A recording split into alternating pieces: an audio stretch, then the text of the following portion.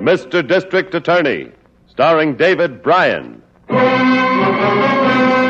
Mr. District Attorney, champion of the people, defender of truth, guardian of our fundamental rights to life, liberty, and the pursuit of happiness.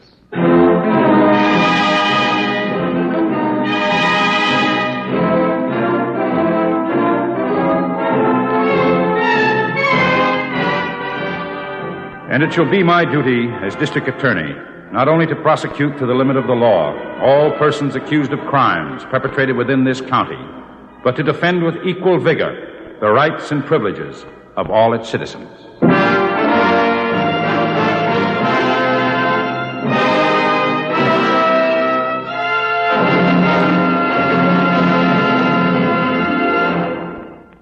This is David Bryan. In a moment, we'll bring you another case from the files of Mr. District Attorney. But first, a word from our sponsor.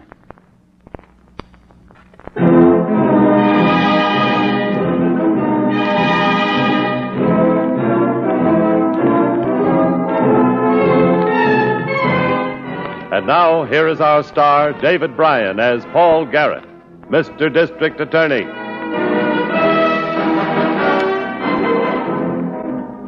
A district attorney listens to all kinds of statements in the course of a day. Some are confessions from people who want to pay their debt to society and make a fresh start. But even a confession can be an attempt to outsmart the law. This case began more than 500 miles from my county, in another state. How you know, Pete, the old dame didn't give you a phony combination?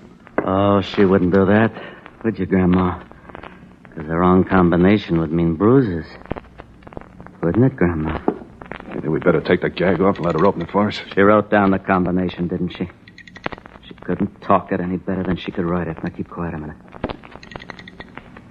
Oh, this tip better be good, Pete. It's good. Nice old lady, afraid of the bad, bad bank. Keeps all her jewels and money nice and safe at home. It's open. Look at this. What rocks in the dough? 20s, 50s, C-notes. Must be 15, 20 grand there. Shove it in the briefcase.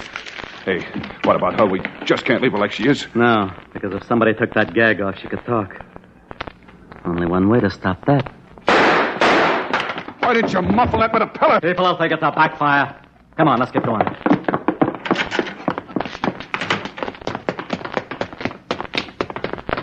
Car okay? Sure, there it is. Hey, Pete, the other way. Somebody running. A cop. You go ahead. Get the car started. Stay where you are, copper. Come on, Pete! They're going. Make the corner. You crazy? I made him duck into a doorway, didn't I? Suppose the car hadn't started right away. You were right under that streetlight without a hat. Why didn't you leave your picture? We'll be 500 miles from here by morning. He wasn't close enough to get our license number. He might have been close enough to see what state we're from. If he asked for mugshots, you got a record. He might just identify you. Then he'll be making a mistake. You taught me a trick when we were in the pen together. Remember, Boland? Never risk 10 years of the electric chair when you can get away for 6 months. And that little haul's worth 6 months, ain't it? Yeah. It worked for me when I pull it on with caustic. Yeah. And it'll work for me. It'll work just fine. What time is it? 12:20. When we get home, we'll get the newspapers. See if our DA has any little crimes kicking around unsolved. Anything nice and simple committed around midnight tonight. We might save Mr. Garrett a lot of work.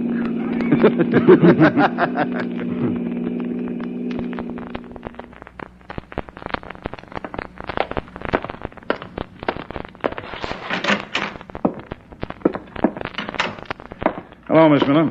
Oh, Mr. Garrett. How did it go? I wish I knew. You know how I feel about speaking at luncheons. I hate... Oh, this gentleman has been waiting for you since 11 o'clock. I told him you'd be back late. Oh, I'm sorry. I know you, don't I? Yes, sir. I'm afraid you do. My name's Pete Grable. Oh, yes. I remember. Burglary, wasn't it? Yes, sir. 3 years ago. I did 6 months. And what can I do for you, Pete? Well, I'm in trouble again, Mr. Garrett. Come into my office. Thanks. Oh, no calls for a while, please, Miss Miller, unless they're urgent. Yes, sir. Switch the routine stuff to Burton. Oh, and ask Harrington to come up when he's finished at the lab. All right, Mr. Garrett. Sit down, Pete. Thanks. Tell me about it. Well, I don't know where to begin. After I did time on that rap, well, I wanted to straighten myself out. I tried. I got a job, even went to night school. I guess I wasn't very good at working, though. I got fired. I've been bumming around for a few months, broke. Well, I guess I better give it to you straight. Night before last, about 11:30, I guess, I was out walking. I passed this hardware store, and... The hardware store on Southern Boulevard and Finch Street? Yes, sir. I guess you know what comes next. I went around the back, broke in. There was $94.62 in the cash register, and I took it.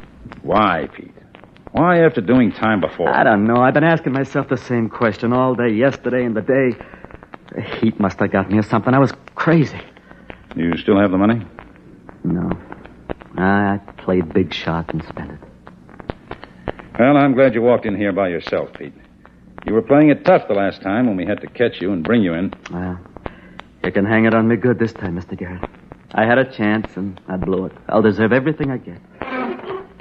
Well, what you'll get will be up to the judge, Pete. But the fact that you came in here is going to weigh in your favor. If I recommend a short sentence and probation, will you promise me to work out the money you stole, make restitution? Oh, Mr. Garrett, I'd do anything for a break like that. I'll pay back every dime. All right. Miss Miller? Yes, sir. Come in, please. Bring your book. I want you to take a statement. Yes, sir.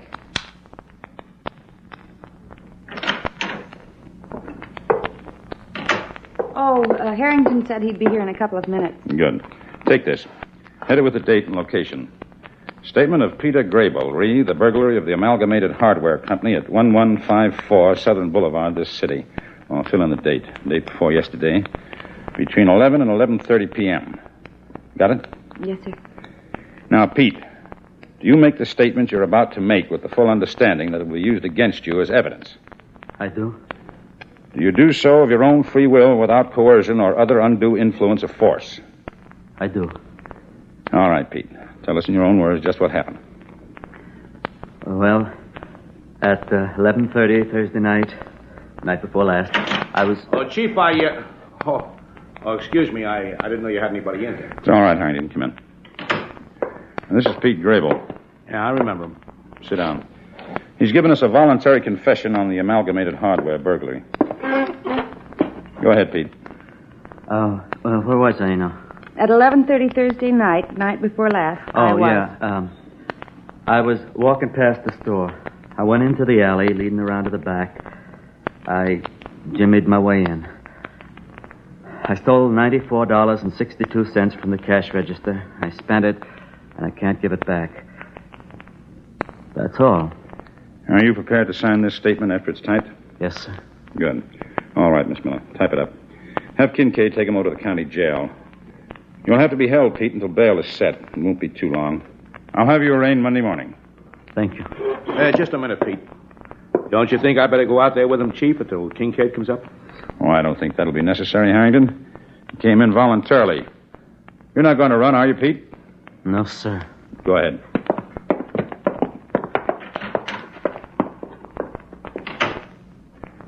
What about those parking lot robberies? You got anything? Nope, not yet. The stuff the lad had is no good. No, keep on it. Then I watch the ballparks, bowling alleys, fight stadiums. Any place night parking is heavy. Yeah. Chief, Yeah? you know, I like to see a guy get a break if he rates it. But this Pete Grable, he was a tough monkey. We got nothing at all on that Amalgamated Hardware job, but all of a sudden he walks in here like a lamb. Bothers me. I know. It's been bothering me, too. I thought you were sold on him. He wants me to be sold on him. Let him walk around a while until we see what he's got on his mind. While he's walking, he's got a chance to run. He's also got a chance to trip.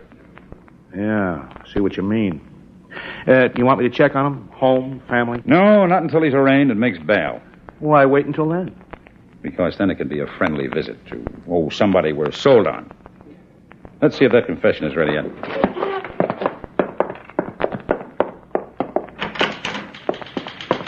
How soon will that be ready, Miss Miller? Just a few more lines. You take it over to the jail and have him sign it, Harrington. And be friendly.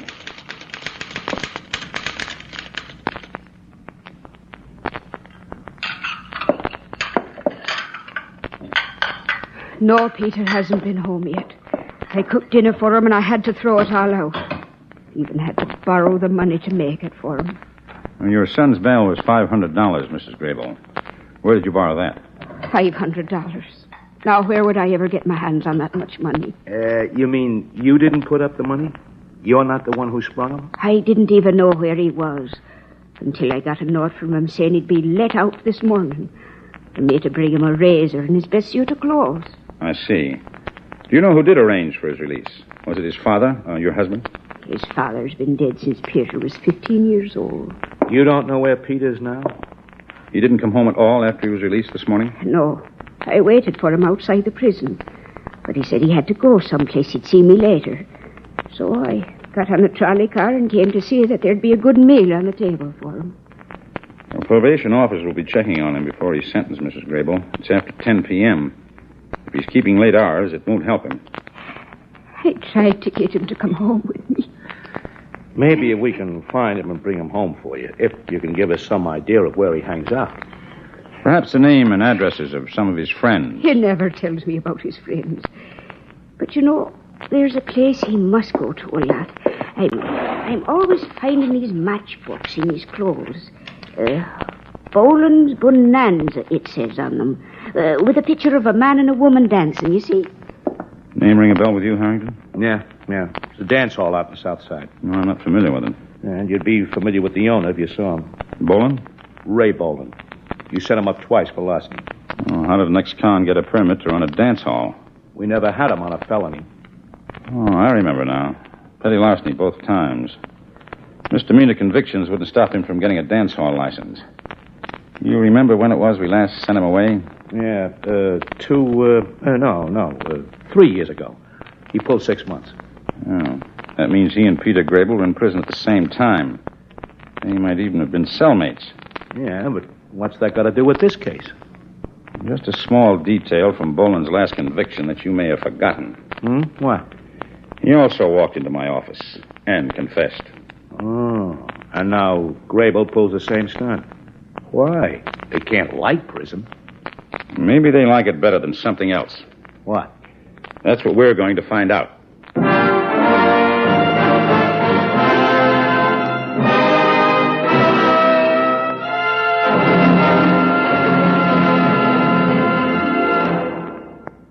This is David Bryan. Before we continue with Mr. District Attorney in the case of the man who confessed, here is an important message from my sponsor.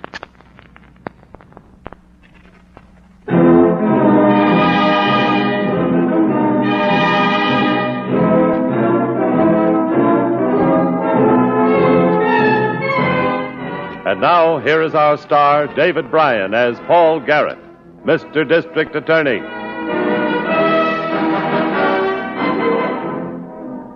A man had walked into my office and confessed to a crime of burglary involving less than $100. His family had no money, but somebody posted $500 bail for him. He was certain to go to jail, but he seemed happy about it. It didn't add up.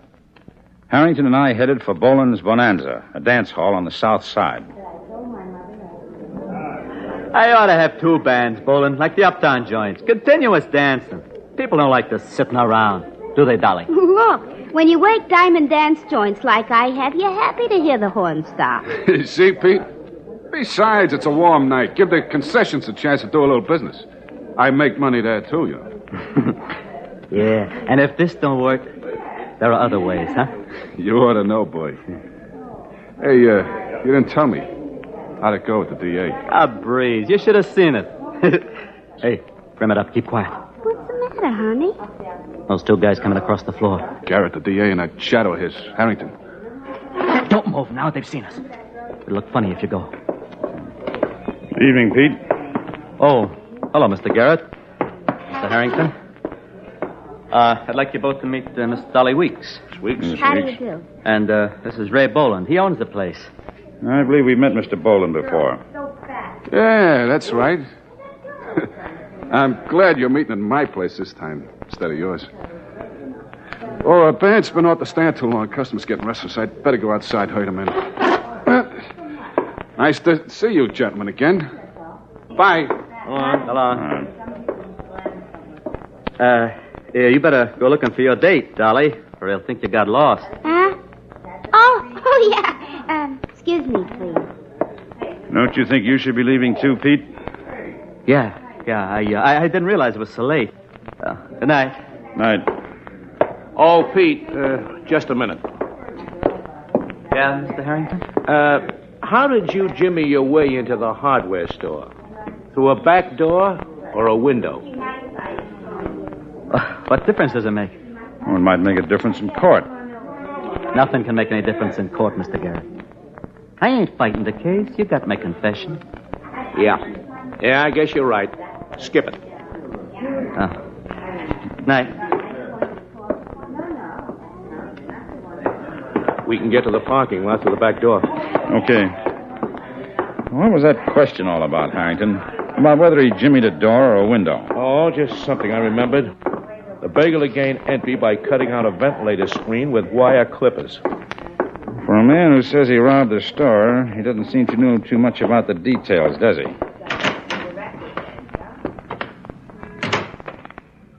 If you ask me, he never saw the inside of that hardware store. His confession is a phony. I know that. But why? Oh, a psycho. We get him every day, don't we? Trying to make people think they're tough or big shots. He's no psycho, Harrington. At least not that kind. There's another reason. There was another reason when Boland did it 3 years ago, too. He had all the... Hey, Chief, look. Yes, Miss Weeks. The girl we just saw with Pete. Yeah, that's quite a car she's got. About $5,000 on wheels. Yes, and she's no society debutante. Come on.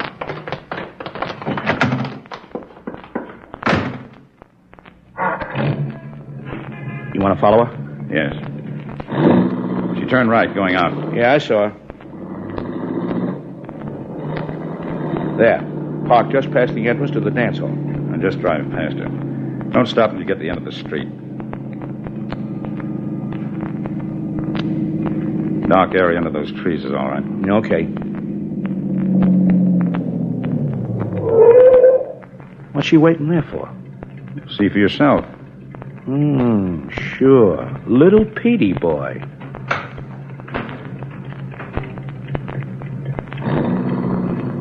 Should I tag them when they go past? No, just get the license number.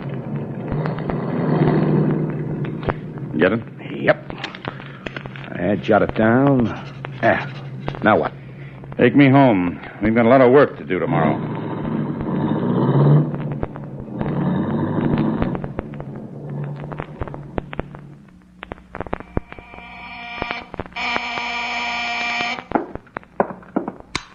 Yes, Miss Miller? Harrington's on extension 1, sir. Okay, put him on. Hello, Harrington. Hello, Chief. I got a rundown on that registration. Now, who owns the car? It belongs to the Dolly Weeks dame, all right. She bought it last Saturday. $4,652 cash.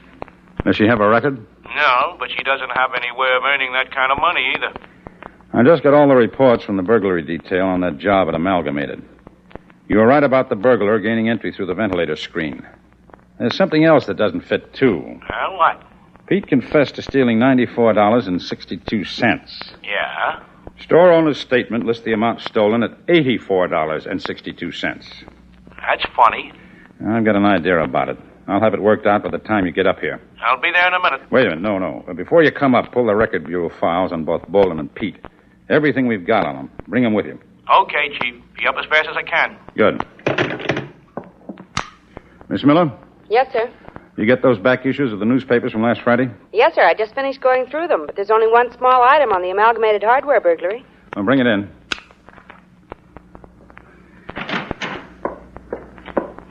It was on page 9 of the Post transcript, Miss Garrett. It's only one paragraph. Well, let me see.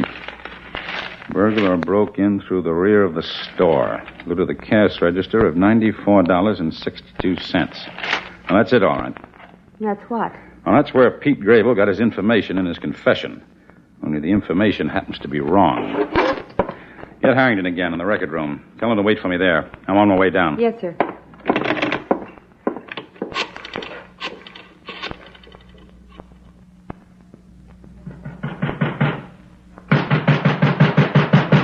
All right. Keep your shirt on. Who Who is it? It's Pete. Let me in quick.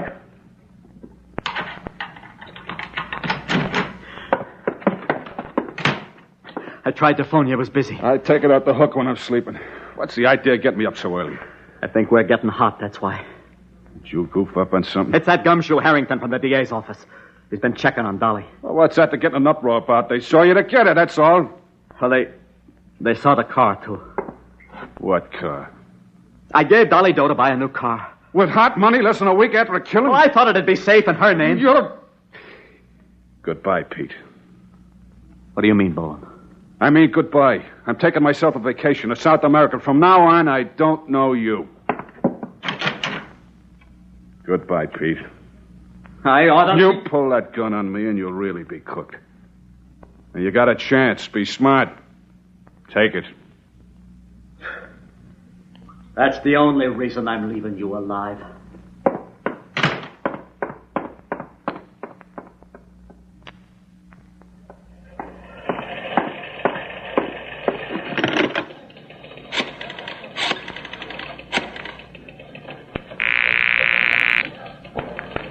District Attorney's office.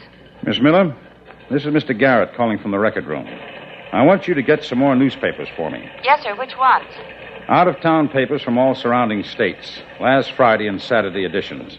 Get the whole staff together and comb them page by page. I want a list of all major crimes committed in those cities last Thursday night, and I want it within an hour. Yes, sir, Mr. Garrett. I'll get right on it. What's the idea of that, Chief? What are you after? I'll tell you what I'm after. Look at this record on Boland. His confession about stealing a car radio? Yes, a car radio. He does 6 months in jail for taking something worth less than $50. Then 2 weeks after his release, he buys a dance hall for $20,000, spends another $10 decorating. Oh? What are you driving at?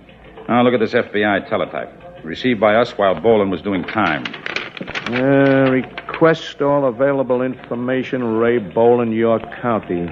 Mugshot selected as possible suspect, armored car robbery, state capital.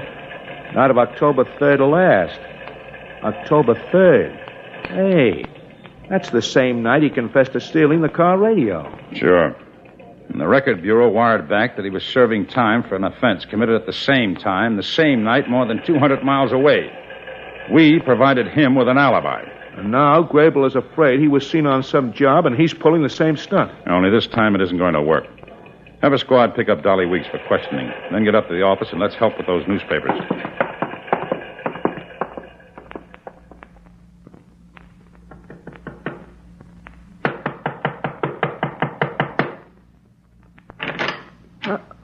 Oh, Mr. Garrett and Mr. Harrington. Your son home, Mrs. Grable? Oh, why, yes, he came home this morning. Says he's going to stay. I can watch over him now, and he'll give you no more trouble. He's really not a bad one, you know. Must have been the company he was keeping. We'd like to see him, Mrs. Grable. Well, he's in his room. I'll call him. We'll see him in there if you don't mind. Which room is it? The second door. What? Oh, Mr. Garrett, Harrington. I was just getting dressed to come and see you. Were you, Pete? Yeah. I guess I was confused the day I gave you that statement on the hardware store. You see, I really went in through a ventilator screen, and then, too, I told you the wrong amount on the money. We know you did. We also know that you stopped in the hardware store a couple of hours ago and bought a wrench and spent 10 minutes asking the storekeeper about the burglary. You see, we've been doing a little checking, too. The police at Harrisburg are looking for 2 men who robbed and murdered a wealthy old woman. You know anything about it? Go ahead, Pete. Go ahead. If the gun's in there, go for it. Or do you only use it on old ladies? It's Boland. The whole idea was Boland's, not mine. I'm here, ain't I? He's running away. Not far. The police will be waiting for his plane when it lands at Dallas. And Dahlia's waiting for you downtown at my office. Please, Mr. Garrett, you gotta give me a break. I'll give you a break, Pete. The only kind of a break the law permits. What's that? The same kind of a break you gave that old lady in Harrisburg.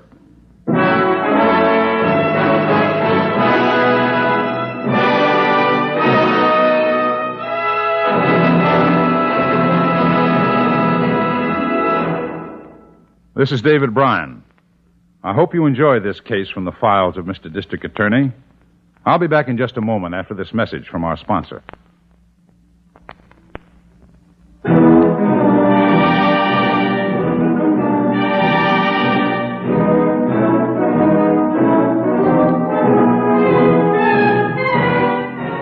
Now, here's the star of Mr. District Attorney, David Bryan, with a word about the program you have just heard. Pete Grable, Roy Boland, and Dolly Weeks were extradited to the county where the brutal murder had been committed. Grable and Boland were convicted in the first degree and executed. Dolly Weeks is now serving sentence on a charge of being an accessory after the fact and receiving stolen property. Now, this is David Bryan inviting you to join us when we present our next case based on the facts of crime from the files of Mr. District Attorney. Mr. District Attorney was originated by Phillips H. Lord.